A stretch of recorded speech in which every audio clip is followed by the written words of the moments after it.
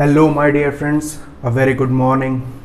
My name is Brahmanand Singh and today we are going to discuss exercise 7.1.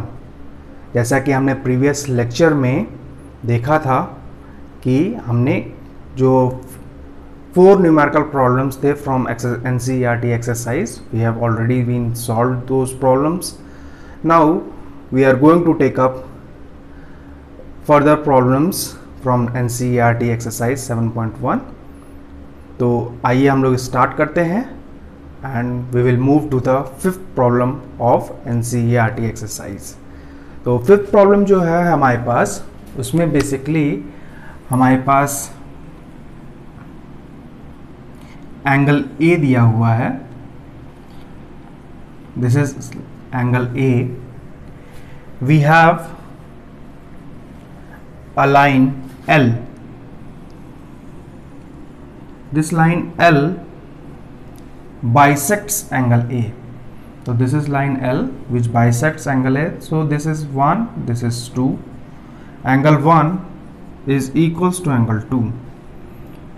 Whereas जो हमारे पास हमने एक point ले लिया है लाइन L पे, that is called as B, और B से हम एक परपेंडिकुलर ड्रॉप कर रहे हैं.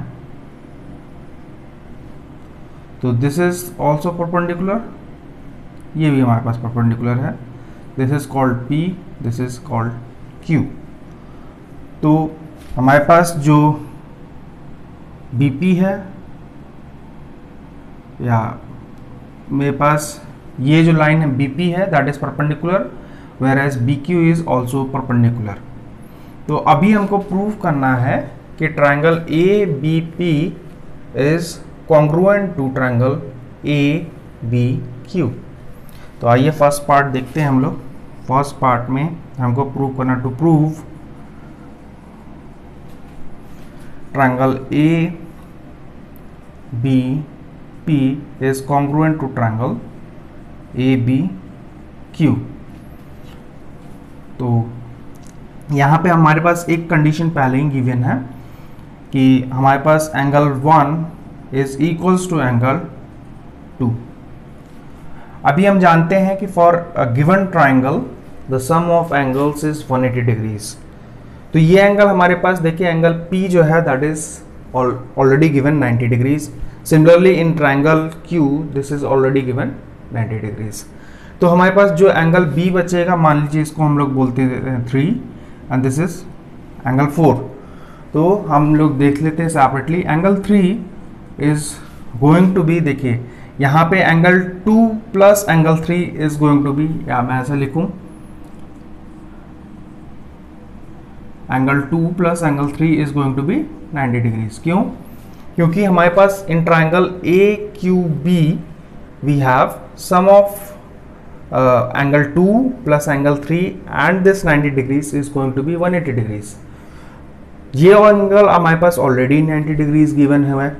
तो therefore we have angle 2 and angle 3 whose sum is going to be 90 degrees. So we can calculate angle 3 from here. Angle 3 is going to be 90 degrees minus angle 2. Similarly in triangle ABP we have angle 1 plus angle 4 is going to be 90 degrees. Same condition as that of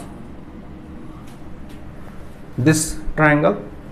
तो हमारे पास यहाँ से हम निकाल सकते हैं angle 4 is also going to be 90 degrees minus angle 1. But angle 1 is equals to angle 2. ये ऑलरेडी हम देख चुके हैं. क्यों? क्योंकि L जो लाइन है, L बाइसेक्ट्स एंगल A. ये ऑलरेडी हमको गिवन है प्रॉब्लम में. तो यहां से हम क्या कह सकते हैं, let us assume this is equation number 1, this is equation number 2.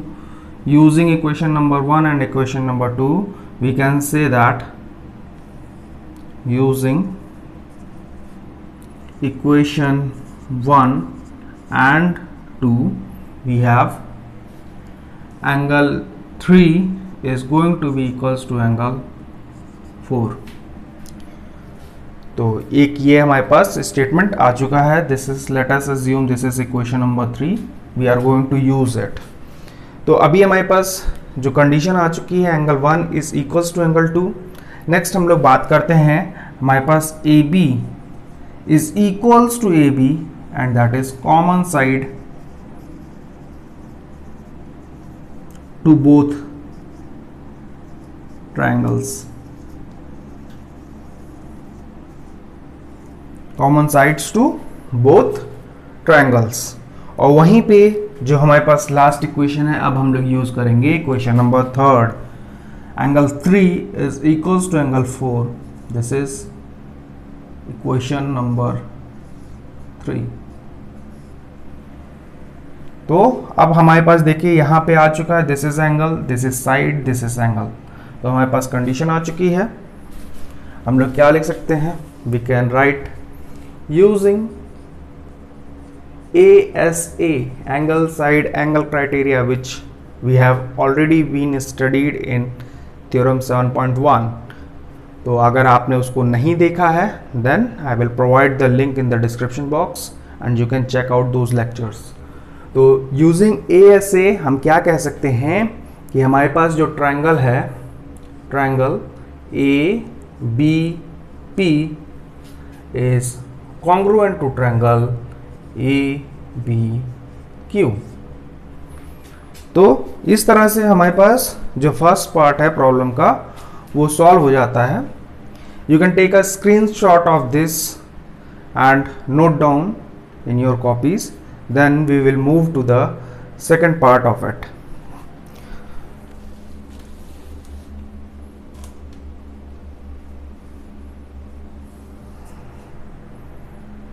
तो सेकंड पार्ट में हम लोग को जो प्रूफ करना है, that is BP is equals to BQ. जो हमको देखना है, BP is equals to BQ, और वी कैन से दैट जो हमारे पास BP है और BQ है, या फिर B is equidistant from the arms of the angle A. ये हमको प्रूव करना है. तो सेकंड पार्ट में we have to prove that BP is equals to BQ और B is equidistant from both arms of angle A. So this is the problem. तो आइए देखते हैं हम लोग.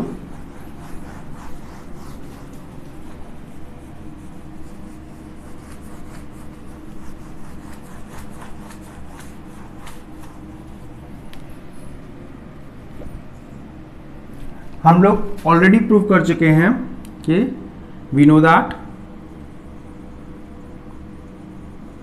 triangle ABP is congruent to triangle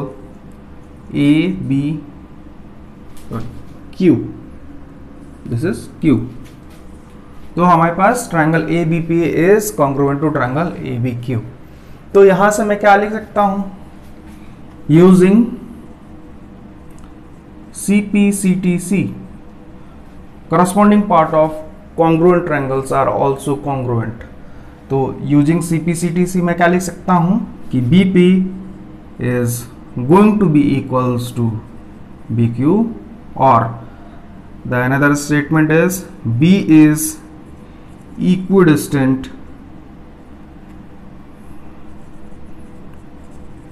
equidistant from both the arms of the angle A. So again you can take a screenshot of that and you can note down this problem. So now you have problem number 6 and problem number 7. तो आइए देखते हैं हम लोग problem number 6. Problem number 6 में जो हम लोग को गिवन है डेटा, उसमें AC जो है हमारे पास, first of all AC is equals to AE। वहीं पे हमको जो गिवन डेटा है दूसरा is AB is equals to AD, this AB is equals to AD, और BAD, this angle BAD, let us call it as 1 and is equals to EAC,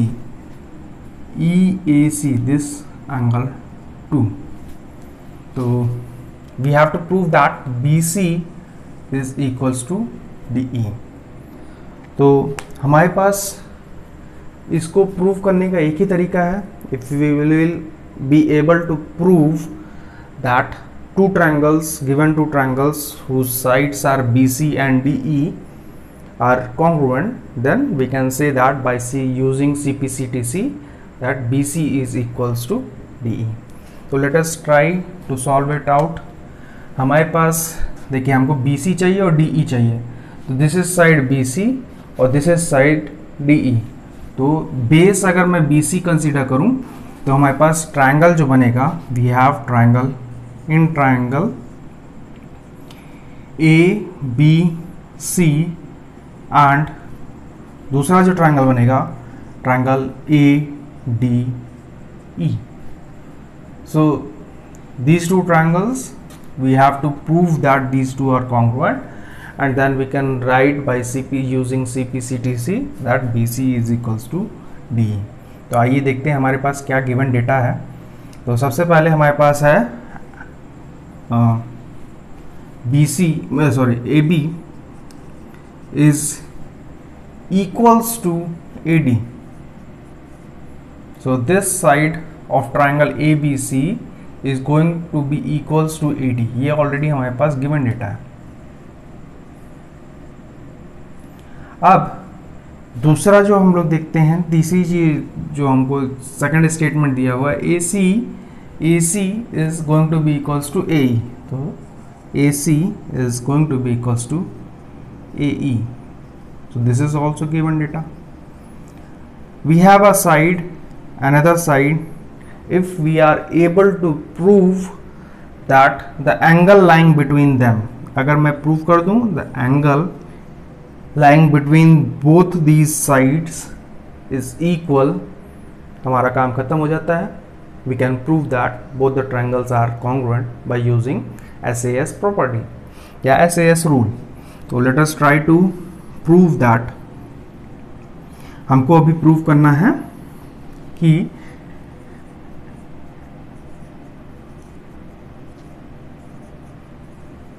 हमारे पास जो एंगल है, angle BAC and angle EAC, इन दोनों angles को हमको equal prove करना पड़ेगा। कैसे प्रूव होगा? We have already been given angle 1 is equals to angle 2। Let us assume this angle 3। So angle DAC is angle 3। तो अब मैं क्या कर रहा हूं, मेरे पास एंगल 1 दिया हुआ है is equals to angle 2, where angle 1 is BAC, angle 1 is BAD और एंगल 2 इज CAE। अब मैं क्या कर रहा हूं, इन दोनों एंगल्स में मैंने दोनों साइड में 1 प्लस एंगल 3 कर दिया है, एंगल 2 प्लस एंगल 3। अब देखिए जैसे ही मैंने 1 में एंगल 3 ऐड किया, 1 is going to get added to angle 3 and this will give me BAC, angle BAC जो कि हमको यहाँ चाहिए था। वहीं similarly if we are adding 3 to angle 2 then it will be DAE। So now you have angle BAC is going to be equals to EAC। So from here we can see that angle BAC is equals to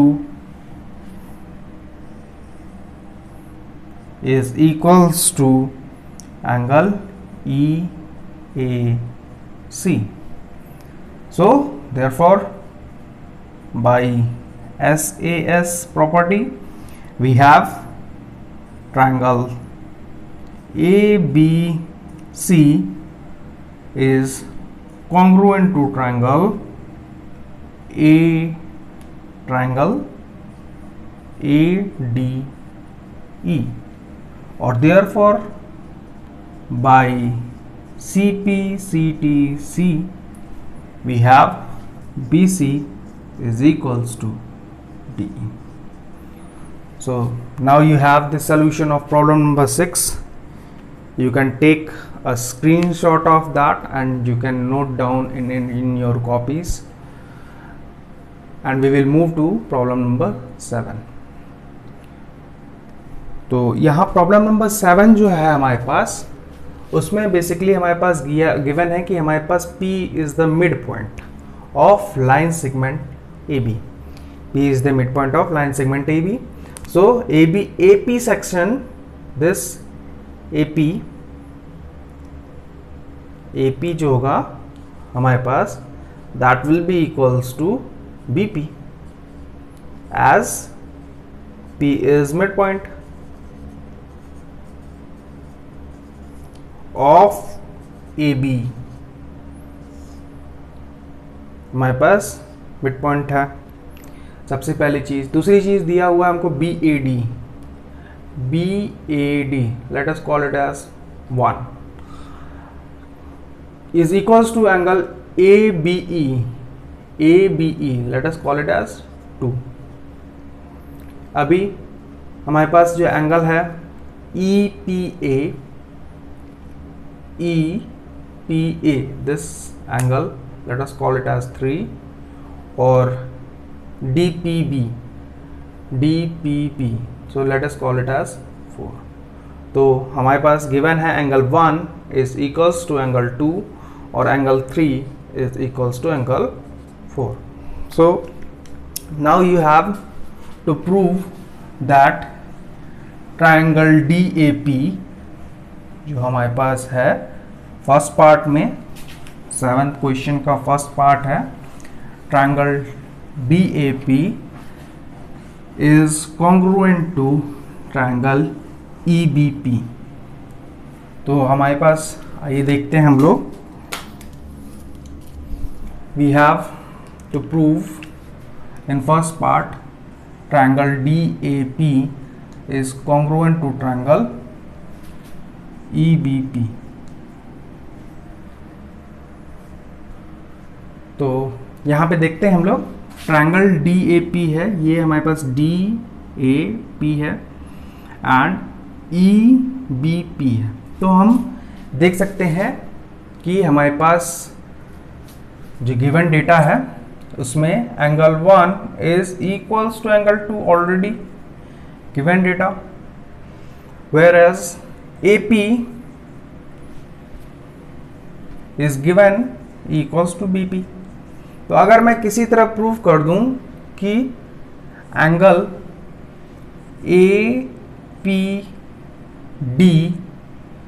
and angle BPE, these two angles are equal, जैसे ही मैं इसको prove करूंगा then we have this is angle, this is side और again this is going to be the angle. तो ASA का criteria आ जाएगा हमारे पास, and we know that by using ASA rule we can show that given two triangles are congruent. तो let us try to prove this.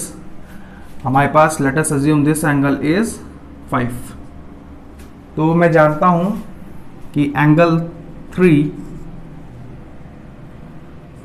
is equals to angle 4. ये हमको already given data है. Again similar to previous problem, if we are going to add a common angle to both the equal angles, then again we are going to get a equal angle. For example, let us say we have 30 degrees and 30 degrees both side. If we are going to add up, let us assume we are going to add 50 degrees on the both sides, so it is going to be 80 degrees. this is also going to be 80 degrees. So similar way, if we are going to add a common angle to two given equal angles, then we are going to get again equal angles. So similar criteria is we are following, that we have already been given that angle 3 is equals to angle 4, then we are adding up angle 5 on both sides.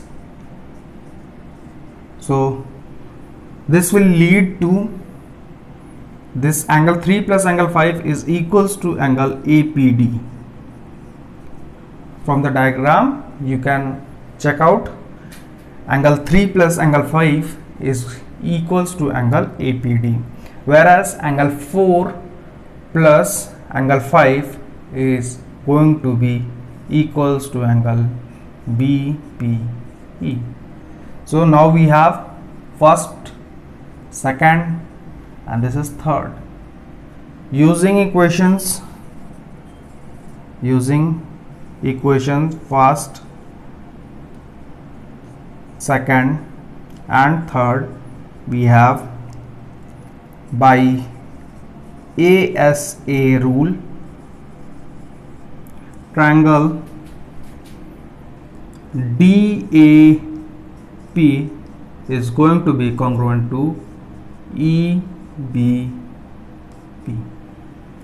So this was the problem in part number first of problem number 7. Now by using CPCTC, we can say that AD is going to be equals to BE. So now you have the solution of problem number 7. You can take a screenshot of that. इस तरह से हमारे पास जो exercise 7.1 थी उसके हमने लगभग प्रॉब्लम्स सॉल्व कर लिए हैं. In this exercise, problem number 8 is assignment for you, and you have to solve it out and check out that you are able to understand the concepts.